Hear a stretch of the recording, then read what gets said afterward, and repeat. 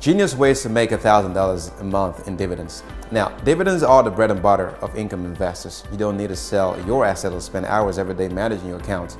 Instead, dividend stocks simply generate income on their own. So putting together a portfolio that generates at least $1,000 in dividend each month takes some work though. Here's how to go about it.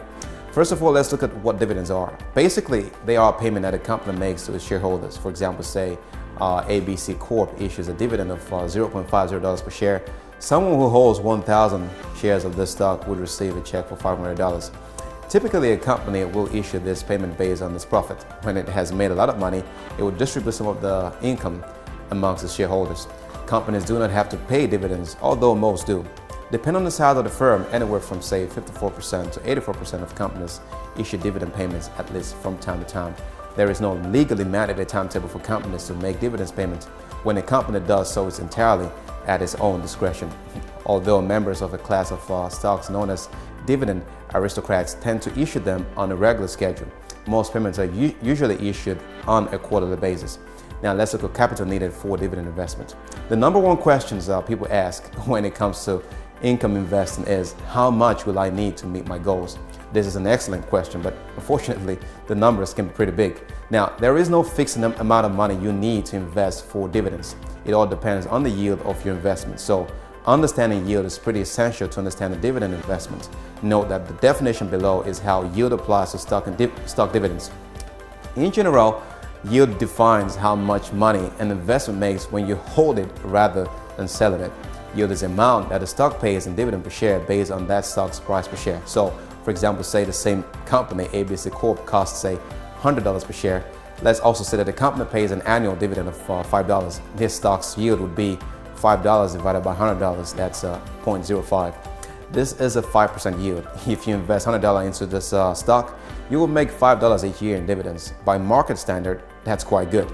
Now, at the time of writing this, the S&P 500 paid an average yield of 1.37%. This means that across the market, on average, investors receive back dividend payments worth about 1.37% of their initial investment. Fortunately, that's lower than historic standards. Ordinarily, the S&P 500 tends to have an average yield of, say, around 2%. So, where does that leave us?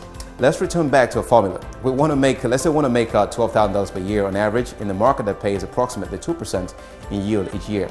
This gives us the following formula, that is $12,000 divided by X equal 0.02. Now, solving for X, we get $600,000. In the market that generates a 2% annual yield, you would need to invest $600,000 upfront in order to reliably generate $12,000 per year, or say $1,000 per month in dividend payments.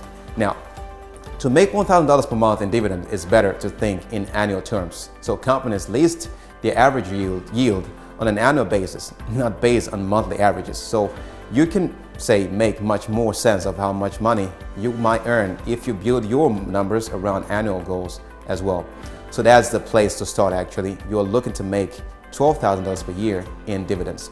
The next step is to look for stocks that reliably pay dividends. Not every company issue a dividend payment, and of those that do, not all of them are consistent with it.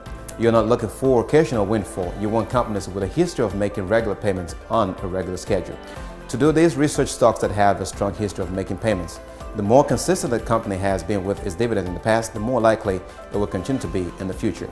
Also, look for strong but sustainable yields. Remember, yield is a ratio of dividend payment to share price for any given stock. When you look at a stock's yield, you want to balance two concerns. On the one hand, strong yields mean that the stock pays more money relative to its share price. This is generally a good thing. If one stock has a yield of say 3% and another has a yield of 1.5%, you will make more money per dollar invested in the former than the latter. However, when a stock's yield is too strong, that could be a sign of trouble. An unusually high yield can indicate that the stock's price has recently fallen. Investors are actually getting more money. In fact, capital gain investors are losing money. It can also indicate that the company is spending its money poorly, blowing the operating budget on shareholder values. Either of these issues or other signals that this company's dividend payments may not be sustainable. A good rule of thumb is to look for dividend payments that are strong, but not abnormally strong relative to the market overall. In recent history, The market has averaged around, say, 2% yield per year. So if you see a yield of, say, 3% or 3.5%, that might be a good investment. If you see a yield of 5%, you might want to dig a little deeper. You just want to be careful. Now, start with large companies and ETFs. Generally speaking, you can expect the best yield from larger, older companies. Historically, firms listed on the S&P 500 tend to be the most likely to issue regular dividend payments, and they also tend to issue the largest dividend payment per share. You can also start by investing in dividend-oriented exchange-traded funds, in short, ETFs. This has become an increasingly popular area for ETFs, and you can find many that are organized entirely around investing in stocks that make dividend payments. Often you can save yourself a lot of trouble by seeking out one ETF with strong historic performance instead of a portfolio of different stocks. Reinvest your payment. The truth is that most investors won't have the money to generate $1,000 per month in dividends. Not at first anyway. Even if you find a market-beating series of investment that averages or that average 3% annual yield, you would still need $400,000 in upfront capital to hit your target. And that's okay. You don't need to get there all at once. Instead, patiently reinvest your dividends as they come in the door. This will create compound returns in which your payment then start generating their own payments. Over time, you'll find that your investment portfolio's base capital can indeed grow to hit your target. Now, the bottom line is this: making $1,000 per month in dividends will take patient investing, whether you're buying stocks or funds or a lot of upfront capital. But with the right mix of yield and patience, you can get there.